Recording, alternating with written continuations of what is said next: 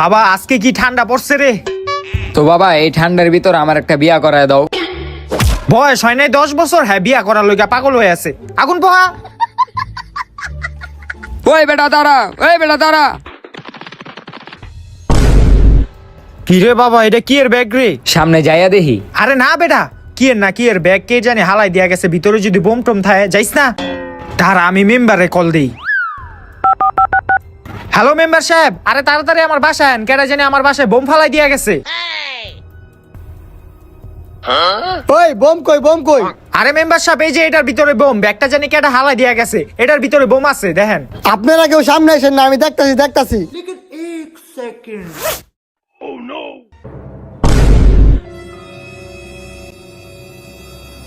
এই মেম্বার সাহেব কই যান? বোম তো ফাইটে যাইবো গা। সমস্যা নাই, আমি তখন লেগে আমার জীবন দিতেও রাজি আছি। স্যালুট মেম্বার সাহেব।